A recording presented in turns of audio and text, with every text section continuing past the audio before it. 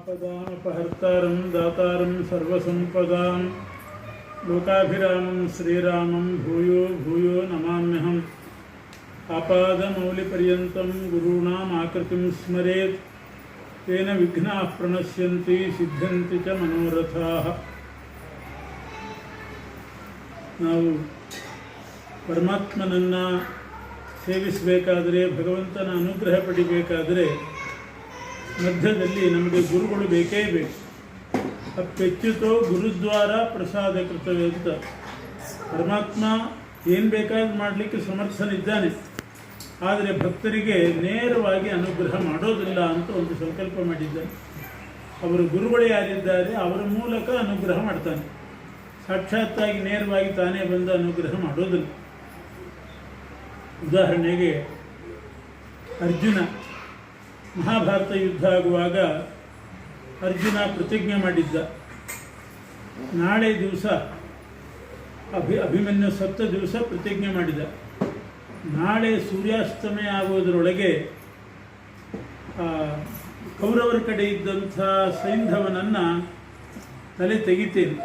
ಯಾಕೆ ಆ ಸೈಂಧವನೇ ನನ್ನ ಮಗನಿಗೆ ಮೃತ್ಯು, ಅಭಿಮನ್ಯುವಿಗೆ ಮೃತ್ಯುವಿಗೆ ಕಾರಣ. ಆದ್ದರಿಂದ ನಾಳೆ ಸೂರ್ಯಾಸ್ತಮಯದ ಒಳಗಡೆ ಸೈಂಧವನ ತಲೆ ತೆಗಿತೇನೆ, ಇಲ್ಲದೇ ಇದ್ದರೆ ನಾನೇ ಅಗ್ನಿ ಪ್ರವೇಶ ಮಾಡ್ತೇನೆ, ಎರಡರಲ್ಲಿ ಒಂದಾಗಬೇಕು ಅಂತ ಪ್ರತಿಜ್ಞೆ ಮಾಡಿದ. ಆದರೆ ಸೈಂಧವನನ್ನು ಕೊಲ್ಲಿಕ್ಕೆ ಬೇಕಾಗುವಷ್ಟು ತರಬೇತಿ ಅರ್ಜುನನಿಗೆ ಇದ್ದಿಲ್ಲ. ಇನ್ನೂ ಸ್ವಲ್ಪ ಟ್ರೈನಿಂಗ್ ಆಗಬೇಕಾಗಿತ್ತು ಅವನಿಗೆ, ಅದು ಇದ್ದಿಲ್ಲ, ಕೊರತೆ ಇತ್ತು. ಆದರೂ ಅನಿವಾರ್ಯ ಆಯಿತು, ಯುದ್ಧ ನಡೀತು. ಬೇಕಾದಷ್ಟು ಪರಾಕ್ರಮ ಇತ್ತು. ಆದರೂ ಇವರೆಲ್ಲ ಸೇರಿ ಕೌರವರು ಸೈಂಧವನನ್ನು ಕಾಪಾಡಬೇಕು ಅಂತ ಪಣ ತೊಟ್ಟಿದ್ದಾರೆ. ಅವ್ರನ್ನೆಲ್ಲ ಮೀರಿ ಸೈಂಧವನನ್ನು ಕೊಲ್ಲಬೇಕಾದ್ರೆ ಅವ್ರನ್ನೆಲ್ಲ ದಾಟಿ ಹೋಗಬೇಕಲ್ಲ. ದ್ರೋಣ, ಅಶ್ವತ್ಥಾಮ, ಕೃಪಾಚಾರ್ಯರು, ಭೀಷ್ಮ ಎಲ್ಲನೂ ದಾಟಿ ಹೋಗಬೇಕು. ಅವರೆಲ್ಲ ಸೈಂಧವನನ್ನು ಹಿಂದೆ ನಿಂತುಕೊಂಡು ಮುಂದೆ ಇವರು ಬಂದಿದ್ದಾರೆ. ಇವರನ್ನು ದಾಟಿ ಹೋಗೋದು ಹೇಗೆ? ಅದೆಲ್ಲ ಕಷ್ಟ ಇತ್ತು. ಅದಕ್ಕೆ ಕೃಷ್ಣ ಏನು ಮಾಡಿದ, ಕೆಲವು ಮಂತ್ರಗಳನ್ನು ಅರ್ಜುನನಿಗೆ ಉಪದೇಶ ಮಾಡಿಸಿದ. ಆ ಭೀಷ್ಮ ದ್ರೋಣಾದಿಗಳನ್ನು ದಾಟಿ ಒಳಗೆ ಹೋಗುವಂಥ ಮಂತ್ರ, ಅಂಥ ಮಂತ್ರಗಳೆಲ್ಲ ಇತ್ತು. ಆದರೆ ತಾನು ಉಪದೇಶ ಮಾಡಲಿಲ್ಲ. ಅವನು ಸರ್ವಜ್ಞ, ಎಲ್ಲ ಗೊತ್ತಿದೆ. ಅರ್ಜುನನಿಗೆ ಕನಸು ಬೀಳಿಸಿ ಆ ಕನಸಿನಲ್ಲಿ ಅರ್ಜುನನ್ನು, ಅದು ಅಭಿಮನ್ಯು ಸತ್ತ ದಿವಸ ನಿದ್ದೆನೇ ಬರೋದಿಲ್ಲ ಯಾರಿಗೂ. ತಂದೆಗೆ ನಿದ್ದೆ ಬರ್ತದ, ಆದರೆ ಅರ್ಜುನನಿಗೆ ನಿದ್ದೆ ಬರಿಸಿ ಆ ನಿದ್ದೆಯಲ್ಲಿ ಒಂದು ವಿಚಿತ್ರ ಕನಸು. ಅರ್ಜುನನ ಜೀವ ಮಾತ್ರ ತಗೊಂಡು ಹೋಗಿ ಕೈಲಾಸಕ್ಕೆ ಕರ್ಕೊಂಡು ಹೋಗಿ ಅಲ್ಲಿ ರುದ್ರದೇವರ ಮುಂದೆ ಕೂಡಿಸಿ ಕೆಲವೆಲ್ಲ ಅಸ್ತ್ರೋಪದೇಶ ಮಾಡಿಸಿದ. ಆಮೇಲೆ ಆ ಜೀವನ ತಂದು ಇಲ್ಲಿ ಈ ದೇಹದಲ್ಲಿ ಸೇರಿಸಿದ. ಮರುದಿನ ಬೆಳಗ್ಗೆದ್ದಾಗ ಅರ್ಜುನನಿಗೆ ಎಲ್ಲ ಮಂತ್ರ ನೆನಪಿದೆ. ಇಂಥ ವಿಚಿತ್ರ ಮಾಡಿದ ಕೃಷ್ಣ. ಎಷ್ಟೋ ಜನರಿಗೆ ಕನಸು ಬೀಳ್ತದೆ, ಆಚಾರ್ಯ ಹತ್ರ ಹೋಗಿ ವಿಷ್ಣು ಸಹಸ್ರನಾಮ ಕಲ್ತು ಬಂದ ಹಾಗೆ. ಮರುದಿನ ಹೇಳು ಅಂದರೆ ಹೇಳಿಕ್ಕೆ ಬರ್ತದೆ, ಕಲ್ತು ಬಂದಿರ್ತಾರೆ ಕನಸಲ್ಲಿ ಅಷ್ಟೇ. ಅರ್ಜುನನಿಗೆ ಮಂತ್ರ ಎಲ್ಲ ಬರ್ತಾ ಇದೆ. ಅಂಥ ಒಂದು ಕನಸು. ಯಾಕೆಂದರೆ ಆ ಜೀವನನ್ನೇ ತೊಗೊಂಡು ಹೋದ ಒಂದು ಅಂಶವನ್ನು. ಯಾಕೆ ಇಷ್ಟೆಲ್ಲ ಕಷ್ಟಪಡ್ತಾರೆ? ತಾನೇ ಕೂತ್ಕೊಂಡು ಬೆಳಗ್ಗೆ ಎಬ್ಬಿಸಿ ಬೇಗ ಎಬ್ಬಿಸಿ ಆ ಮಂತ್ರ ಉಪದೇಶ ಮಾಡಬಹುದಾಗಿತ್ತು. ಅದಕ್ಕೆ ಮಧ್ವಾಚಾರ್ಯ ಹೇಳ್ತಾರೆ, ಕೃಷ್ಣ ಯಾಕೆ ಹೀಗೆ ಮಾಡಿದ? ಮಹಾಭಾರತ ಯುದ್ಧ ಸಂದರ್ಭದಲ್ಲಿ ಅರ್ಜುನನ್ನ ರುದ್ರದೇವರ ಹತ್ರ ಕರ್ಕೊಂಡು ಹೋಗಿ ಅವ್ರ ಕಡೆಯಿಂದ ಉಪದೇಶ ಮಾಡಿಸಿ. ಅರ್ಜುನನ ಗುರುಗಳು ರುದ್ರದೇವರು. ಕೃಷ್ಣ ಬೇಕಾದಷ್ಟು ಪ್ರಿಯ ಹೌದು, ಆದರೆ ಗುರುಗಳು ರುದ್ರದೇವರು. ಅವ್ರ ಮೂಲಕ ಮಂತ್ರ ಬರಬೇಕು, ಅವ್ರ ಮೂಲಕ ಅನುಗ್ರಹ ಮಾಡಬೇಕು. ನೇರವಾಗಿ ತಾನು ಅನುಗ್ರಹ ಮಾಡಬಾರ್ದು. ಆ ದೃಷ್ಟಿಯಿಂದ ಶ್ರೀಕೃಷ್ಣ ಅರ್ಜುನನ್ನ ರುದ್ರದೇವರ ಹತ್ರ ಕರ್ಕೊಂಡು ಹೋಗಿ ಅವ್ರ ಕಡೆಯಿಂದ ಮಂತ್ರೋಪದೇಶ ಮಾಡಿಸಿದ. ಅದೆಲ್ಲ ಫಲಿಸ್ತು. ಆ ಸಂದರ್ಭದಲ್ಲಿ ಮಧ್ವಾಚಾರ್ಯ ಹೇಳ್ತಾರೆ, ಇದು ಪರಮಾತ್ಮನ ನಿಯಮ. ಅತ್ಯುಚ್ಯುತೋ ಗುರುದ್ವಾರ ಪ್ರಸಾದ ಕೃತ. ಗುರುಗಳ ಮೂಲಕನೇ ನಾನು ಅನುಗ್ರಹ ಮಾಡೋದು. ಬೇಕಾದಷ್ಟು ನಿದರ್ಶನಗಳು ಇದಕ್ಕಿದೆ. ಈಗ ಗೀತೋಪದೇಶ ಮಾಡಿದ, ನೇರವಾಗಿ ಗೀತೋಪದೇಶ ಮಾಡಿದ್ನೋ ಇಲ್ಲೋ ಅರ್ಜುನನಿಗೆ. ಅಲ್ಲಿ ಯಾರಿದ್ರು ಮಧ್ಯದಲ್ಲಿ? ಅಲ್ಲಿಯೂ ಕೂಡ ಧ್ವಜದಲ್ಲಿ ಹನುಮಂತ ಇದ್ದ. ಅವರೇ ಮಧ್ವಾಚಾರ್ಯರು. ಅವ್ರಿಗೆ ಮಾಡಿದ್ದು ಅವ್ರ ಮೂಲಕ ಇವನಿಗೆ ನೇರವಾಗಿ ಬರಲಿಲ್ಲ. ಇನ್ನೊಬ್ಬರನ್ನು ಕೂಡಿಸ್ಕೊಂಡು ಅವ್ರಿಗೆ ಹೇಳಿದ್ದು ಅಷ್ಟೇ. ಬರೇ ಅರ್ಜುನ ಕೂತಿದ್ದು ಹೇಳ್ತಿದ್ದು ನಮಗೆ. ಅಲ್ಲಿ ಹನುಮಂತ ಇದ್ದ, ಅವನನ್ನು ನೋಡಿ ಹೇಳಿದ್ದು. ಇದು ನಿಯಮ. ಯಾಕೆ ಹೇಳ್ತಿದ್ದೀನಿ ಅಂತಂದರೆ, ಇವತ್ತು ಮಹಾನುಭಾವರಾದ ದೊಡ್ಡ ಗುರುಗಳಾಗಿರ್ತಕ್ಕಂಥ ಶ್ರೀಪಾದರಾಜರ ಪೂರ್ವಾರಾಧನೆ ಶ್ರೀಪಾದರಾಜರು ವ್ಯಾಸರಾಜರಂಥ ಯತಿಗಳನ್ನು ಜಗತ್ತಿಗೆ ಕೊಟ್ಟವರು. ವ್ಯಾಸರಾಜರಿಂದಲೇ ಮಧ್ವ ಸಿದ್ಧಾಂತ ಉಳಿತು. ನ್ಯಾಯಾಮೃತ, ಚಂದ್ರಿಕಾ, ತರ್ಕತಾಂಡವ ಅಂತ ಮಾಡಿ ಎಲ್ಲ ಪರಮತ ಖಂಡನೆ ಮಾಡಿ ದ್ವೈತ ಸಿದ್ಧಾಂತ ದೃಢವಾಗಿ ಸ್ಥಾಪನೆ ಮಾಡಿದವರು ವ್ಯಾಸರಾಜರು. ಇಂಥ ಮಹನೀಯರಾದ ವ್ಯಾಸರಾಜರನ್ನು ಜಗತ್ತಿಗೆ ಕೊಟ್ಟಂಥ ಮಹಾನುಭಾವರು. ಪದವಾಕ್ಯ ಪ್ರಮಾಣಾಬ್ಧಿ ವಿಕ್ರೀಡನ ವಿಶಾರದಾನ್ ಲಕ್ಷ್ಮೀನಾರಾಯಣ ಮುನಿಯನ್ ಒಂದೇ ವಿದ್ಯಾಗುರು ನಮ ಅಂತಾರೆ ಅವರೇ ವ್ಯಾಸರಾಜರು. ಪದ ಅಂದರೆ ವ್ಯಾಕರಣಶಾಸ್ತ್ರ, ವಾಕ್ಯ ಅಂದರೆ ಮೀಮಾಂಸಾಶಾಸ್ತ್ರ, ಯಜ್ಞಯಾಗ ಹೇಗೆ ಮಾಡಬೇಕು ಅದು ಗೊತ್ತಿತ್ತು, ವ್ಯಾಕರಣ ಗೊತ್ತಿತ್ತು. ಪದವಾಕ್ಯ ಪ್ರಮಾಣ ಅಂದರೆ ತರ್ಕಶಾಸ್ತ್ರ, ಅದು ಗೊತ್ತಿತ್ತು. ಪದವಾಕ್ಯ ಪ್ರಮಾಣ ಅದು ಸಮುದ್ರದಷ್ಟಿದೆ ಒಂದೊಂದು. ಅದರಲ್ಲಿ ಆಟಾಡಿದ ಹಾಗೆ, ನೀರಿನಲ್ಲಿ ಆಟಾಡಿದ ಹಾಗೆ, ಈಜೊಡ್ದ ಹಾಗೆ ಎಲ್ಲ ಶಾಸ್ತ್ರ ಬಲ್ಲವರಾಗಿದ್ದರು ಶ್ರೀಪಾದರಾಜರು. ಅವರ ಹೆಸರು ಲಕ್ಷ್ಮೀನಾರಾಯಣ ತೀರ್ಥರು ಅಂತ. ಇದು ಲಕ್ಷ್ಮೀನಾರಾಯಣ ಮುನೀನ್ ಅಂತಾರೆ ವ್ಯಾಸರಾಜರು. ಮುನಿ ಅಂತಂದರೆ ತಿಳಿಬೇಕಾದ್ದನ್ನೆಲ್ಲ ತಿಳಿದವರಿಗೆ ಮುನಿ ಅಂತ ಹೆಸರು. ಮಧ್ವಮುನಿಗಳು ಅಂತಾರೆ. ವ್ಯಾಸಮುನಿಗಳು ಮಧ್ವಮುನಿ ಯಾಕೆ ಅಂದರೆ ಸರ್ವಜ್ಞರು ಅಂತ ಅರ್ಥ. ಮುನಿ ಅಂದರೆ ಎಲ್ಲ ತಿಳ್ಕೊಂಡವರು. ಅವರು ಲಕ್ಷ್ಮೀನಾರಾಯಣ ತೀರ್ಥರು ಅಂತ. ಆದರೆ ಅವರಿಗೆ ಶ್ರೀಪಾದರಾಜರು ಅಂತ ಉತ್ತರಾದಿ ಮಠದ ಸ್ವಾಮಿಗಳು ಮತ್ತು ರಾಯರ ಮಠದ ಸ್ವಾಮಿಗಳು ಇವರಿಬ್ಬರ ಸಮ್ಮುಖದಲ್ಲಿ ಅವರಿಗೆ ಬಂದಂಥ ಬಿರುದು. ಶ್ರೀಪಾದರು, ನಾವೆಲ್ಲ ಶ್ರೀಪಾದರು, ನೀವು ಶ್ರೀಪಾದರಾಜರು ಅಂತ ಹೇಳಿದ್ರಂತೆ. ಆದ್ದರಿಂದ ಶ್ರೀಪಾದರಾಜರು ಅಂತಲೇ ಪ್ರಸಿದ್ಧರಾದರು. ಲಕ್ಷ್ಮೀನಾರಾಯಣ ಮುನಿಗಳು ಅಂದರೆ ಗೊತ್ತಾಗೋದಿಲ್ಲ ಬಹಳ ಜನರಿಗೆ. ಶ್ರೀಪಾದರಾಜರು ಅಂತಲೇ ಪ್ರಸಿದ್ಧಿ ಅಂಥ ಮಹಾನುಭಾವರು. ಮುಳುಬಾಗಲಿನಲ್ಲೇ ದೊಡ್ಡ ವಿಶ್ವವಿದ್ಯಾಲಯ ನಡೆಸ್ತಿದ್ರು ಅಂತ ಕಥೆ ಇದೆ. ಕಾಲಕ್ರಮೇಣ ಕಲಿಯುಗದಲ್ಲಿ ಅದೆಲ್ಲ ಹೋಗಿರ್ತದೆ. ಕಾಲಕ್ರಮೇಣ ಅಂತೂ ದೊಡ್ಡ ವಿಶ್ವವಿದ್ಯಾಲಯ ಆವಾಗ ಅದರ ಕುಲಪತಿಗಳಾಗಿ ಶ್ರೀಪಾದರಾಜರು ವ್ಯಾಸರಾಜರಂಥ ಅನೇಕ ಪಂಡಿತರನ್ನು ಜಗತ್ತಿಗೆ ಕೊಟ್ಟಂಥವರು, ಅವ್ರನ್ನ ಪಂಡಿತರಾಗಿ ತಯಾರು ಮಾಡಿದಂಥವರು. ಈ ರೀತಿ ಪಂಡಿತರ ನಿರ್ಮಾಣದ ಮೂಲಕ ದ್ವೈತ ಸಿದ್ಧಾಂತ ಉಳಿಸಿದರು. ಅದರ ಮೇಲೆ ಬಹಳ ಆಕ್ರಮಣ ಆಗ್ತಾ ಇತ್ತು ಬೇರೆ ಬೇರೆ ಮತದ್ದು. ಅದನ್ನೆಲ್ಲ ಉಳಿಸಿದವರು, ಬುದ್ಧ ಸಿದ್ಧಾಂತ ಉಳಿಸಿದವರು ಅವರು. ಇವತ್ತು ಪೂರ್ವಾರಾಧನೆ ಅಂತಂದರೆ ಯಾವಾಗಲೂ ಅಂತರ್ಮುಖಿಗಳಾಗಿ ಜಪ ಮಾಡ್ತಾ ಇರ್ತಾರೆ. 3 ದಿವಸ ಆರಾಧನೆ ಬಂದಾಗ ಬಹಿರ್ಮುಖರಾಗ್ತಾರೆ. ಇವತ್ತು ಬಹಿರ್ಮುಖರಾಗ್ತಾರೆ. ಇವತ್ತು ಸ್ವಾಗತ ಮಾಡೋದು, ನಾಳೆ ಆರಾಧನೆ ಮಾಡೋದು, ಉತ್ತರಾರಾಧನೆ ಅಂದರೆ ಬೀಳ್ಕೊಡೋದು. ಇವತ್ತು ಸ್ವಾಗತ ಮಾಡುವ ದಿವಸ ಶ್ರೀಪಾದರಾಜರನ್ನು ಹೃದಯದಲ್ಲೇ ಬಂದು ನೆಲೆಸಿರಿ, ಎಲ್ಲ ಅನಿಷ್ಟಗಳನ್ನು ದೂರ ಮಾಡಿರಿ ಅಂತ ಸ್ವಾಗತ ಮಾಡುವ ಇಂಥ ಒಂದು ಒಳ್ಳೆ ಸುಯೋಗದ ದಿವಸ ಇಲ್ಲಿ ಪೂಜೆ ನಡೆದಿದೆ. ಯಜಮಾನರಿಗೆ ಬಂದವರಿಗೆಲ್ಲರಿಗೂ ಕೂಡ ಶ್ರೀಪಾದರಾಜರು ಅಂತರ್ಗತ ಪರಮಾತ್ಮ ರಂಗವಿಠಲ ದೇವರು ವಿಶೇಷವಾದ ಶ್ರೇಯಸ್ಸುಂಟು ಮಾಡಲಿ ಅಂತ ಹೇಳಿ ಪ್ರಾರ್ಥನೆ.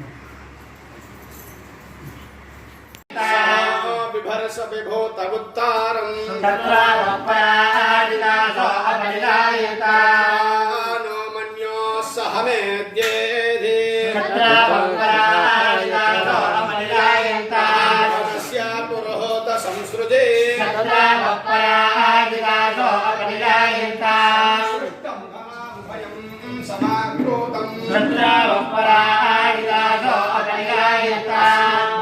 ದತ್ತಾಂಬರೋಣಶ್ಚ ಮನ್ಯೋ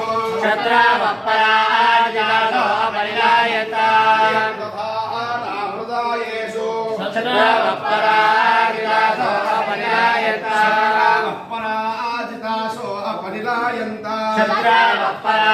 ಅಪರಾಜಿತಾಸೋ ಅಪರಿಲಾಯಂತ ಮನ್ಯೋ ವೇಧದ್ವಜ್ರಸಾಯಕಶಃ ವೋಜ ಪುಷ್ಯತಿ ವಿಶ್ವಾಮಾನಿಷಕೋ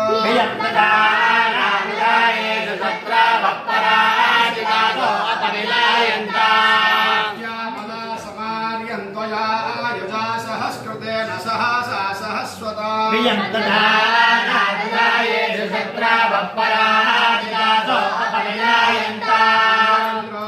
ಮನ್ಯುರೇವಾಸಾ ದೇವೋ ಮನ್ಯುರಹೋತಾ ವರುಣೋ ಜಾತವೇದಃ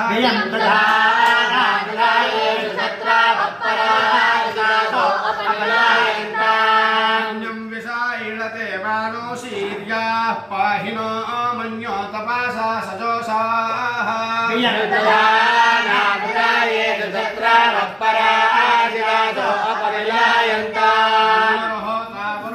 जातवेदाः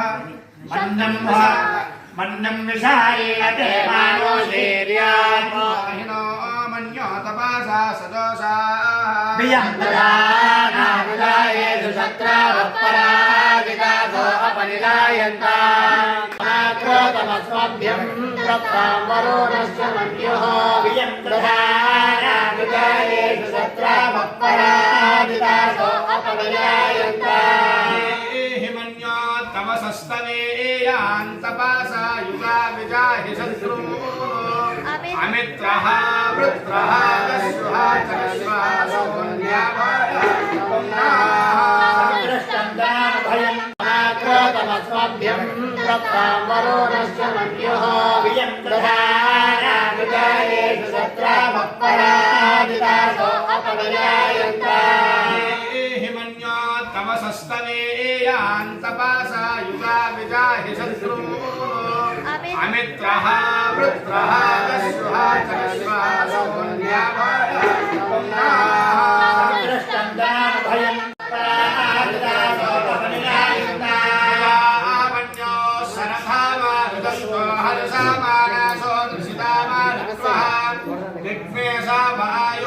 संशिषानामभिप्रयन्तु नरो अग्निरो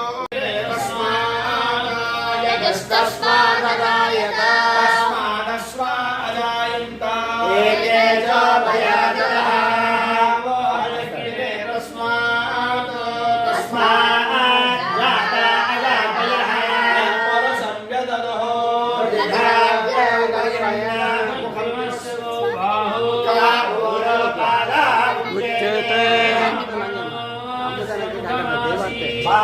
बाहोराजन्यकृतः पद्भ्यागुंशोऽत्र अजायत चक्षुर्सूर्य अजायत प्राणात् वायुरजायत श्रेष्ठाद्य समावर्तता तथा लोकागम कल्पयन् आदित्यवर्णं तमदत्तपारे नामानि दत्त्वा विवदन्यते चक्रप्रविद्वान् नान्यपन्था अयनाय विद्यते तानि धर्माणि प्रमाज्ञापन् यत्र पूर्वे साध्यासन्ति देवाः ॐ